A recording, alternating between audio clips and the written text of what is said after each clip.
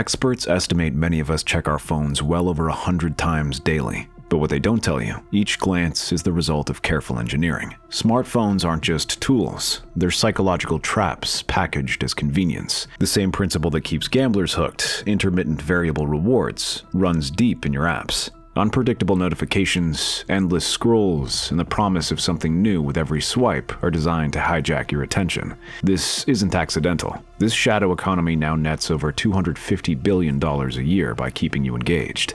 The mechanics behind your compulsive phone use are anything but innocent. Think about that pull to refresh motion you do without thinking. It's not just a convenience, it's a psychological device. Each swipe mimics pulling a slot machine lever, conditioning you to crave a jackpot. Sometimes you get new content, sometimes you don't. The unpredictability is the point. Psychologists call this intermittent variable reinforcement, the same mechanism that keeps gamblers glued to casino machines. In casinos, regulations exist. On your phone, there are none. App developers don't rely on luck. They analyze dopamine response curves, studying how long to delay a notification to maximize compulsive checking. That like you just received, its timing is algorithmically calculated to trigger peak neurological response. One study found users check their phones within 3 minutes of receiving a notification 70% of the time. The average user checks their device about 85 times a day. This isn't habit, it's operant conditioning. In the 1930s, B.F. Skinner's experiments revealed that when rewards arrive randomly, subjects, rats, pigeons, humans, become obsessed. Your phone is a digital Skinner box. Scroll, refresh, repeat. The reward might be a message, a like, or a new post. The certainty digs in deeper than predictable feedback ever could. Tech companies optimize for this. Twitter's endless feed, Instagram's algorithmic timeline. Each is a variation of the same psychological snare. Notification badges are not harmless. The red dot activates the same neural pathways as a survival threat. Your brain treats it as urgent, even if it's trivial. Apps manufacture artificial urgency. 3 people replied to your comment. It's not a crisis, but the badge makes it feel that way. Some platforms even manipulate the truth. Last active 2 minutes ago is often exaggerated. The goal? To create a sense of FOMO so strong you can't resist. The evidence is clear. Users open push notifications within an hour 90% of the time. Designers A/B test colors, sounds, and timing to find what breaks your resistance. One platform found that using emojis and notifications increased opens by 22%. Another learned that delaying notifications by just 10 minutes made users more likely to engage. This isn't just design, it's behavioral engineering. Your lock screen is a slot machine interface. Every glance is a pull of the lever. Sometimes you win with a message. Sometimes there's nothing, but the possibility keeps you coming back. Tech companies hire neuroscientists to refine these systems, mapping dopamine spikes to millisecond delays. The intervals between checks are calibrated to keep you primed, never letting you settle into routine. Apps start with frequent rewards, then gradually space them out, ensuring you remain hooked even when notifications are rare. It's not accidental. It's a system designed to keep you coming back over and over. But the real value isn't just in your attention. It's in the data your compulsive behavior generates. Every swipe, every hesitation, every micro-interaction. And that data is the real jackpot. Behind the scenes, a secondary operation unfolds, one that turns your daily device use into a commodity. Your phone logs not just where you go, but how long you linger, how fast you scroll, and the split-second pauses before you tap. Each hesitation and swipe is cataloged, analyzed, and bundled into vast datasets. For modest fees, brokers can map every step you take. They offer not just your location, but your daily patterns, where you stop, where you commute, which doctor's office you visit. Law enforcement agencies buy this data, sidestepping warrants and judicial oversight. Every phone carries a unique mobile advertising identifier, assigned by Google or Apple. Originally meant for targeting ads, this ID becomes a permanent tracking tag. Even after a reset, the shadow profile follows. Companies like Babel Street sell tools like Locate X, capable of tracing devices in real time. Investigators watched hundreds of phones cluster over the coordinates of a Florida abortion clinic, then tracked a single device as it moved down Alabama highways. The data isn't anonymous. With enough points, identity emerges from the fog. Each vibration, each ping is another pull at your attention. You're not just afraid of missing out. You're afraid of being left behind, unnoticed, irrelevant. The system is designed to keep you in motion, always reacting. Every feature is a lever, every notification a nudge. The next layer takes these tactics further, turning your habits into a game you can't stop playing. That badge in your banking app isn't a reward for good behavior. It's a behavioral trigger. calibrated to keep you coming back. The leaderboard in your fitness tracker doesn't exist to inspire. It's a pressure point, a tool for compliance. This is gamification warfare. Points, badges, streaks, and leaderboards aren't about personal growth. They're engineered to activate your reward circuits, to keep you locked in a cycle of achievement and anxiety. Fintech apps deploy casino-grade psychology. Robinhood's confetti bursts after every trade are not celebrations. They're dopamine triggers, tuned to the same frequency as the slot machine's jackpot. The interface is engineered to reinforce the action, not the outcome. After a display glitch showed a $730,000 negative balance, a young trader took his life, revealing how casino-style cues can mislead users, blurring the line between risk and reward. The platform profits from your activity, not your success. By rounding every purchase to the next dollar, Acorns turn savings into a slot machine gamble on spare change. Each small investment feels like a win, but the system is built on the same variable ratio reinforcement that hooks gamblers. Stash uses educational challenges with rewards, but the lesson is secondary. The real goal is engagement, keeping you in the loop, chasing the next badge. Self-improvement apps weaponize your desire for progress. Headspace tracks meditation streaks. Calm assigns XP for every minute spent. The numbers aren't about mindfulness. They're about maintaining momentum, creating artificial stakes. Miss a day, lose your streak. The anxiety isn't accidental. It's a feature. Duolingo's owl isn't just a mascot. It's a behavioral agent. Notifications warn your streak is in danger. The system doesn't care if you master a language. It cares if you log in before midnight. One user set alarms for 3 a.m. just to keep a 200-day streak alive. The compulsion isn't learning. It's survival inside the app's logic. Fitbit challenges turn movement into a leaderboard. You're not just tracking steps, you're competing, comparing, measuring up. The anxiety is social, not physical. Even Instagram likes. Likes are engineered to create pressure, not validation. Data shows users with gamified features exercise more, but they also report rising stress and fear of breaking streaks. The metric isn't health, it's compliance with the system's demands. Even sleep is reduced to a score. Sleep Cycle rates your rest. Pokemon Sleep hands out digital rewards. The pursuit of perfect sleep data becomes its own obsession. Studies show users develop orthosomnia anxiety about optimizing sleep, not just getting it. The tool meant to help becomes another source of tension. The underlying mechanism is always the same. Rewards are randomized, unpredictable. Sometimes you get a badge after 5 sessions, sometimes after 10. The uncertainty is intentional. Slot machine logic, repackaged for your phone.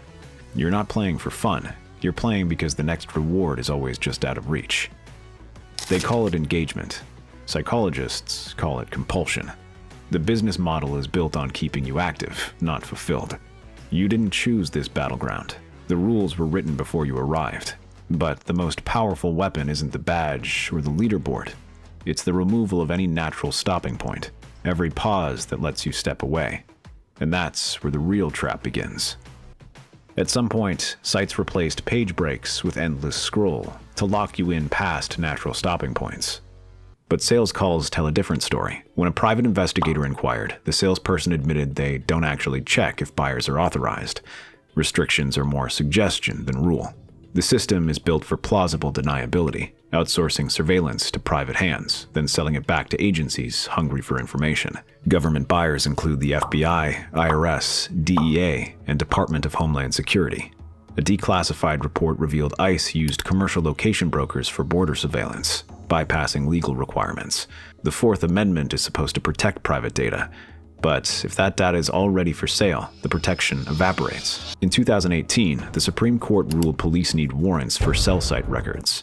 Agencies responded by simply buying the same information from data brokers, exploiting a loophole no one closed. The Electronic Communications Privacy Act was written for a different age. App developers and third-party collectors operate outside its reach, harvesting information the government can't legally seize, then selling it back. Proposed reforms like the Fourth Amendment is Not for Sale Act aim to close the gap.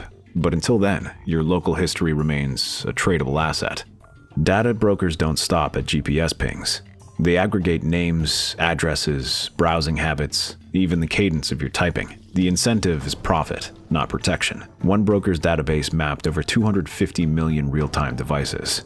Another sold premium profiles with income and political leanings. The American Data Privacy and Protection Act could slow this trade, but loopholes remain. Agencies can still access sensitive data for law enforcement, and companies working with them are exempt from some rules. Commercial surveillance might shrink, but government access persists. Sensors meant for convenience, ambient light, gyroscopes, are repurposed for surveillance. Keyboard apps sell the rhythm of your keystrokes. Bluetooth and Wi-Fi signals create invisible trails, even if you turn off location services. There's no true opt-out. The surveillance is embedded, normalized, and sold as innovation. They call it targeted advertising. Intelligence agencies call it pattern of life analysis. Same data, different intent. The tools are invisible, but their effects are not. The next layer isn't about where you go. It's about how you feel when you get there. Urgency is manufactured, not discovered. That red badge on your screen isn't a courtesy, it's a trigger. Red badges hijack your urgency circuits, making you feel you might miss something critical. The brain interprets the red dot as a cue to act immediately, not to ignore. This isn't an accident of color choice or design. It's a calculated move to keep you checking, swiping, never letting your attention drift too far. The anticipation isn't about information. It's about control. Disappearing content is a weaponized countdown. Snapchat didn't make vanishing messages for fun. They exploited the brain's aversion to loss, building a system where content evaporates in hours. The result is a compulsion. View it or not, or lose it forever. Limited time offers, expiring stories, countdown clocks, all engineered to create a sense of scarcity. One study found that emojis and notifications increased opens by 22%. The more fleeting the opportunity, the more desperate the response. FOMO isn't just a side effect, it's the intended outcome. Timestamps are another lever. Platforms display last active statuses that do not always match reality. Users report seeing outdated timestamps, which reinforces constant checking, even when others aren't online. The illusion is that everyone is present, always engaging. The pressure to respond, to keep up, never relents. Social validation is no longer a passive hope. It's a manufactured crisis. Facebook's read receipts are a tool of compliance. Once you know your message has been sent, you're compelled to answer. Studies show response times accelerate when users can't hide their activity. The platform removes your ability to opt out. You're no longer just communicating, you're performing. Endless feeds erase natural stopping points. Pagination once forced a pause, a moment to decide if you wanted to continue. Now, infinite scroll ensures you never reach an end. TikTok removes even the minimal friction of swiping. Videos play automatically, trapping you in a circle with no exit. Every feature is tuned to eliminate hesitation, to maximize time spent, to bypass your willpower. Push notifications become dopamine delivery systems. Algorithms test the timing, the language, the icons, until your brain is primed for the next hit. A platform sends a notification 10 minutes after you go idle, and engagement climbs. Emojis, urgency, and artificial scarcity work together to keep you locked in. At some point, sites replaced page breaks with endless scroll to lock you in past natural stopping points. Early web design forced you to decide. Click next or walk away. Each click was a checkpoint, a moment to ask if you wanted more. Now the decision is gone. The feed stretches on, engineered to keep you inside its borders. You don't choose to stay, you just never see a reason to leave. Your brain expects boundaries. Built-in neurological cues signal when to stop, to take a break, or move on. Infinite scroll erases those cues. The content never ends. The exit fades from view. Researchers call it losing the stopping cue. Platforms call it user retention. Scroll depth analytics don't lie. People consume far more when they never have to choose to continue. The feed becomes a sensory isolation tank. No edges, no off-ramps, only the next piece of content waiting below. Platforms refine the mechanics. Designers tune auto-load timing to just before boredom sets in. Studies show subtle timing shifts make you scroll longer. TikTok takes it further, removing even the simple friction of a swipe. Videos autoplay, assuming your consent through inertia. Eye tracking reveals users respond to autoplaying clips in less than half a second, faster than conscious thought. The system doesn't wait for you to engage. It moves first, betting you'll follow. Decision fatigue is the enemy of engagement. Every time you decide whether to keep reading, your willpower drains. Infinite scroll solves this by eliminating the need to decide at all. Stockholm University found users face tens of thousands of digital decisions a day. Platforms reduce that to one: keep scrolling. The less you think, the longer you stay. It's not just about more content, it's about how you're kept in. One platform's feed algorithm places the juiciest post just before your natural pause. making every drop-off feel like you'll miss the next big reveal. The cliffhanger effect. You scroll not because you want to, but because the algorithm leaves you dangling, always one post away from closure. Even the act of scrolling is manipulated. Scroll speed changes without warning, fast for filler, slow for key moments. The pace is choreographed to hold your attention, to keep you suspended in the loop. Most users never notice the manipulation. They just keep moving, pulled along by invisible hands. There's no true endpoint, no moment of satisfaction, no natural conclusion, just a feed that absorbs your time, your focus, and your choices. What's left is a record of your behavior, every pause and hesitation tracked. The next layer goes deeper, not just watching what you're looking at, but how you move, how you type, how your environment shifts around you. Your phone is more than a device. It's a surveillance beacon, one you carry willingly, one you paid for. The sensors inside aren't just for convenience. The gyroscope measures your typing rhythm. Keyboard apps sell that cadence to data brokers, who use it to model stress, mood shifts, even deception. The ambient light sensor tracks changes in your environment. When you enter a room, when you turn off the lights, every hesitation between keystrokes, every pause before you hit send becomes a data point in someone else's behavioral model. Location services off? It doesn't matter. Bluetooth and Wi-Fi pings alone triangulate your position to within feet. No GPS needed. Every store, airport, and street corner emits silent signals your phone responds to, hundreds of times a day. These pings build up a map of your movement so detailed it can pinpoint not just which building you entered, but which aisle you lingered in. Data brokers collect this information, aggregate it with app activity, and sell it to the highest bidder, often without your knowledge. Law enforcement agencies buy these profiles, bypassing the need for warrants. The Fourth Amendment was supposed to protect you from this kind of tracking, but the rules don't apply when your data is for sale. Your accelerometer tracks your gait, how you walk, how fast you move, how often you stop. This data is matched with health information from fitness apps, then sold to insurers, marketers, and government agencies. Even your screen taps and swipes are measured. Frustrated jabs versus calm scrolls. The American Data Privacy and Protection Act proposes limits, but loopholes remain. Government agencies still access sensitive data for law enforcement, sidestepping the legal protections you thought you had. The microphones don't just listen for voice commands. Some apps extract ambient sound patterns to determine where you are, who you're with, what kind of environment surrounds you. Retailers use ultrasonic beacons, inaudible tones that link your phone to other devices, mapping your activity across platforms and locations. Your devices communicate behind your back, stitching together a profile that follows you from screen to screen, room to room. You thought you were buying convenience. What you really bought was exposure. The surveillance isn't theoretical, it's operational. Your phone is always on, always listening, always reporting. You're not just the user. You're the product, tracked, analyzed, and sold. They told you it was just a phone, but now you know better. Every notification engineered, every scroll optimized, every sensor repurposed. This isn't technology serving people. It's people serving algorithms. Your habits, your pauses, your attention, everything is measured, tested, and refined to maximize engagement. Remember, platforms A/B test every color, tone, and timing against neurological benchmarks. You deserve better. One simple step.